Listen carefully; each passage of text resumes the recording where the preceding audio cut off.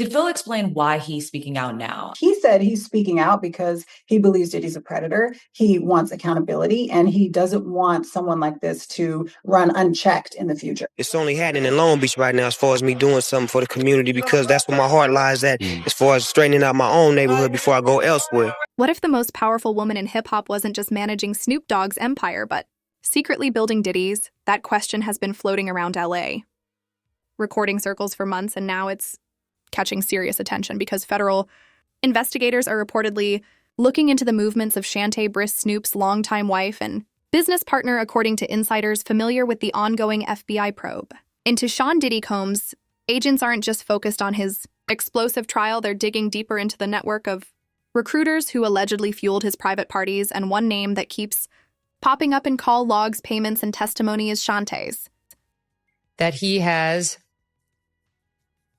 with others, and just because no one else has been charged, which normally in a RICO case you would have others charged, it was a statute that designed to get mob bosses, trying to get at criminal behavior that's like a web of criminal behavior that you can't necessarily prove, like the one thing or the statute of limitations expired on the other thing, but you're just showing this bad guy who's operating what's clearly an enterprise that over and over engages in criminal problems or criminal acts. We've learned that the FBI's interest in her has nothing to do with her marriage, but with her alleged role as an operator in Diddy's blackmail system, a network prosecutors claim used private gatherings to compromise celebrities, executives, and even politicians during Diddy's 2024 federal trial in New York. Witnesses described how women were invited to exclusive after events under false pretenses and later filmed without consent.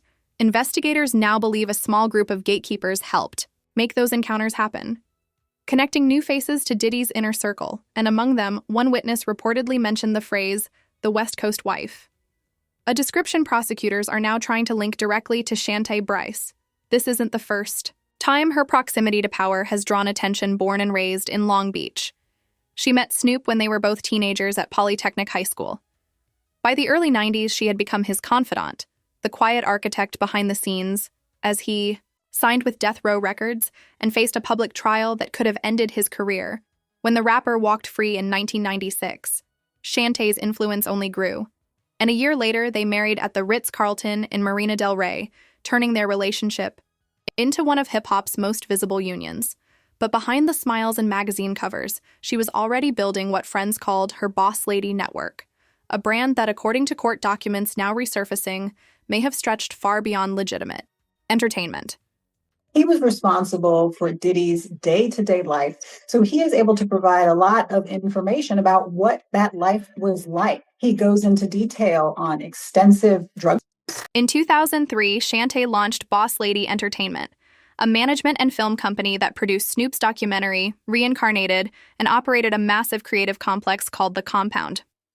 Officially, it was presented as a space for artists to record and rehearse, but former staff have told reporters it was also used for exclusive invite-only nights where phones were taken at the door and non-disclosure agreements were quietly enforced. During those same years, Diddy's infamous tapes were being created, recordings prosecutors described as his method of control over his guests. Financial analysts who reviewed Diddy's accounts reportedly found that several vendors connected to Boss Lady Entertainment received payments funneled through one of Diddy's event firms between 2012 and 2016, the exact window prosecutors identify as the height of his blackmail operation.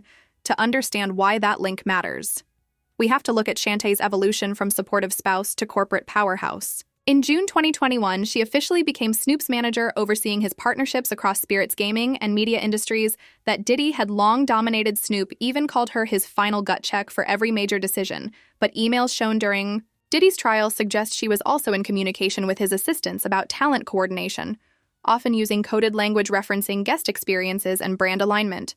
Former insiders claim those phrases were shorthand for the kind of private meetings Diddy allegedly used to gather leverage on other stars. If true, that would put Shante not on the sidelines, but right in the control booth.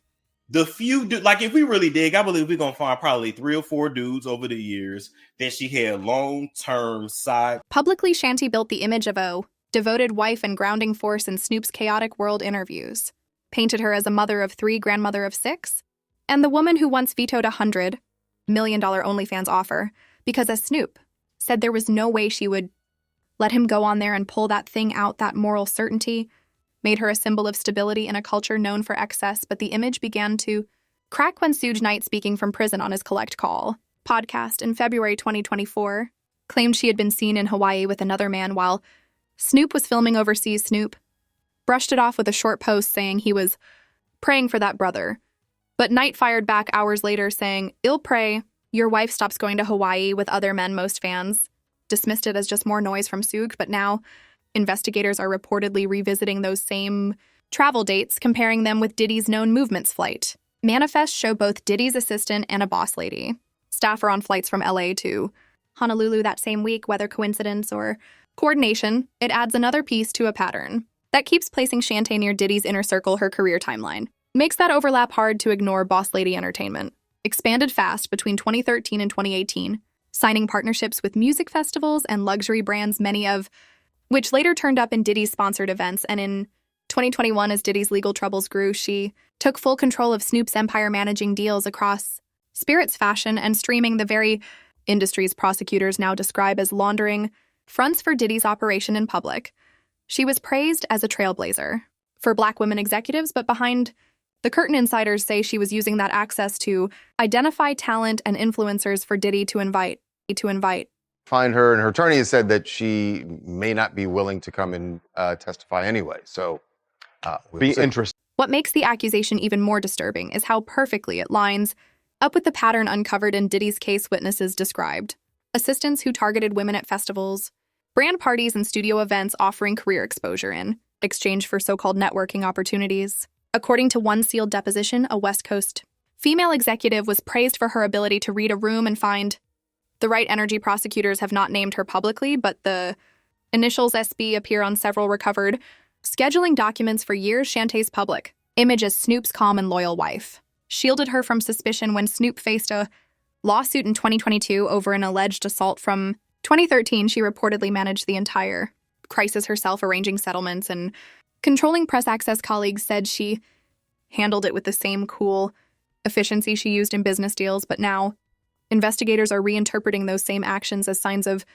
something darker, a pattern of protecting powerful men from accountability. Even more alarming, forensic accountants are tracing transfers from Boss Lady Entertainment into shell companies that overlap with Diddy's accounts used to fund his private travel and security retainers.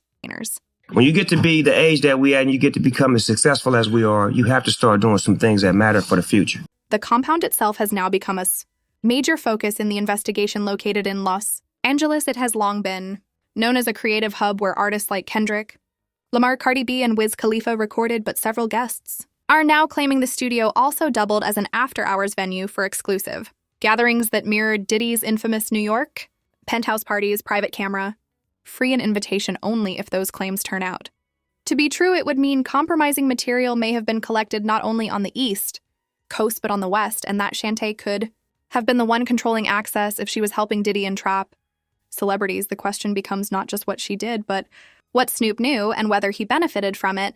His career has thrived through decades of controversy, surviving lawsuits, feuds, and endless rumors, yet his financial empire has always been tied to his wife. If her deals are under federal review, the entire Snoop Dogg brand could be at risk. Sources close to the investigation say forensic accountants are already digging through her 2021 partnership contracts and comparing them to payment records found in Diddy's seized ledgers. Whispers inside the industry suggest that encrypted messages have been uncovered, linking Shante to Diddy's event staff, including instructions about discretion and logistics for unnamed gatherings in Los Angeles and Miami. If those messages are verified, she could go from background figure to central player in one of the biggest scandals in music history, and the implications reach far beyond her and Diddy, touching executives who once worked with both camps and now fear exposure. As one insider put it, the FBI doesn't target the wives of legends unless they're preparing to bring down the legend himself. This isn't just about Shante's arrest, it's about the possible collapse of Snoop Dogg's entire empire if investigators determine that her company acted as a conduit for Diddy's blackmail network. The fallout could dismantle everything they built together, from their Long Beach beginnings to their billion-dollar brand deals, because for the first time, the FBI is asking the question the industry has avoided for years. How deep did the financial connection between Snoop and Diddy really run?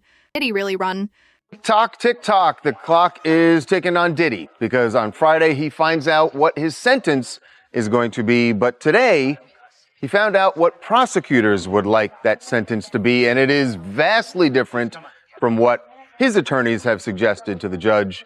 Prosecutors want him to do 11 years, just over 11 years. We've seen this pattern before. In 2024, when Diddy was convicted of transporting women across state lines for his so-called parties, prosecutors exposed a system built on recruitment.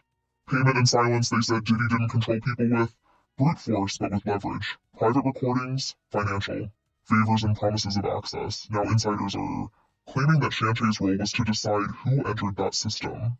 Using her influence as Snoop's manager, she could open doors that others couldn't, handpicking guests who believed they were attending networking events but instead found themselves caught in Diddy's web of control. Financial analysts assisting federal agents have already traced payments from Diddy's entertainment companies to Boss Lady Entertainment between 2012 and 2016, totaling several $100,000 labeled as event consulting fees, but those same years line up exactly with the period prosecutors described as the peak of Diddy's leverage operation. So the question becomes, were those payments legitimate business transactions, or were they the hidden fuel behind a much darker network? And if that's the case with Snoop's own success during those years, his TV projects and major endorsements unknowingly, or perhaps knowingly, funded by Diddy's empire of control.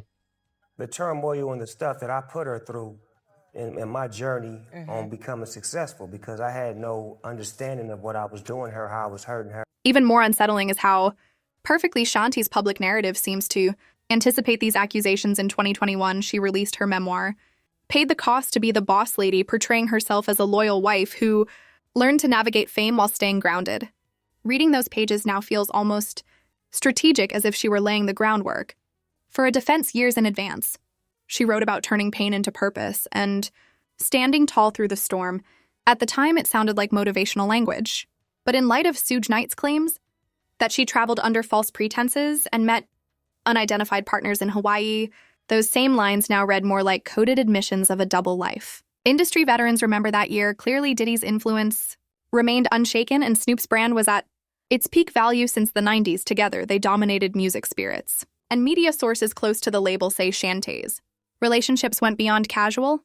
Networking. One former road manager claims she acted as the go-between whenever Diddy needed introductions to new talent or investors from the West Coast. Her charm disarmed them. Her reputation earned their trust, but what none of them realized, according to the same source, was that those introductions sometimes led to private invitations secured with strict NDA agreements. So Diddy, after the Cassie lawsuit, gets hit with a bunch of lawsuits, and then ultimately the raids, and then... If that claim proves true, the financial consequences could be catastrophic under RICO statutes. Prosecutors can treat a family-run company as part of a criminal organization if they show overlapping funds or shared intent. That means if Shante is indicted, federal agents could freeze or seize assets tied to her, including joint accounts with Snoop. For a man whose image is built on luxury and loyalty, the optics alone could end multi-million-dollar partnerships overnight. People close to the couple say Snoop's 2004 divorce filing now looks very different. In hindsight, at the time, he blamed fame and temptation. But one associate claims the real reason was fear that his wife's growing closeness to Diddy would expose things Snoop himself wanted buried. He eventually withdrew the filing and renewed his vows, yet that move may have been less about reconciliation and more about containment. Staying married kept her within his circle of influence and preserved her silence. Under marital privilege, a legal shield that could prevent her from testifying against him. Then came the leaks from Diddy's trial. Fragments of encrypted messages show a contact identified as SB advising Diddy's assistant on how to frame the narrative after damaging stories broke. The timing matches Diddy's 2018 La parties during the first wave of online accusations. In one message, she allegedly wrote, "Ill handle the press family.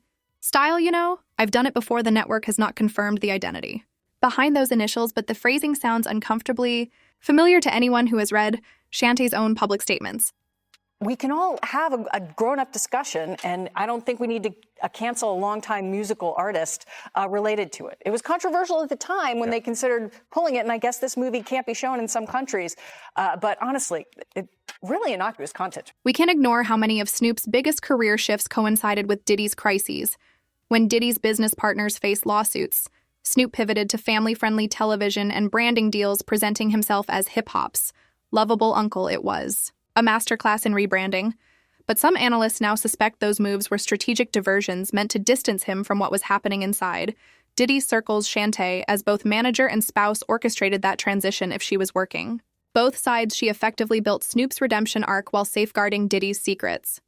Investigators are now asking not just whether she helped Diddy, but whether she benefited from him.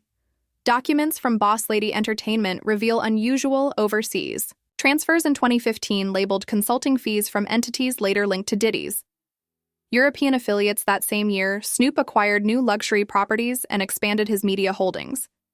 The pattern is clear, even if the explanation isn't. Meanwhile, insiders say the FBI has reopened at least one file from Snoop's past legal troubles, cross-referencing his witnesses with names in Diddy's seized contact lists. If they find overlap, the implications could stretch across 3 decades of music history. Former colleagues are reportedly cooperating, hoping for immunity. They describe a network of shared lawyers, accountants, and event planners who blurred the line between business and blackmail. And through it all, Shante's public demeanor has remained, calm, posting family photos, promoting projects, speaking softly about legacy and resilience. But those close to the case say behind the scenes, she's already retained 2 attorneys specializing in federal racketeering defense for someone long seen as the moral compass of the Snoop Dogg brand. That move suggests she's preparing for something bigger than a media scandal. If a grand jury names her, the FBI could treat her as both participant and witness, someone who knows enough to bring down others. Hollywood's inner circles are anxious. Executives who once praised her business acumen now fear their own messages or payments could resurface, and Snoop himself, the man who built his legend on loyalty and survival, may be forced to choose between defending his wife or protecting his empire. We've seen what happens when celebrity dynasties face federal scrutiny. Assets vanish, friendships fracture, and reputations collapse overnight. But this case feels different. It touches the roots of hip-hop royalty, the marriages, the alliances, the unspoken debts.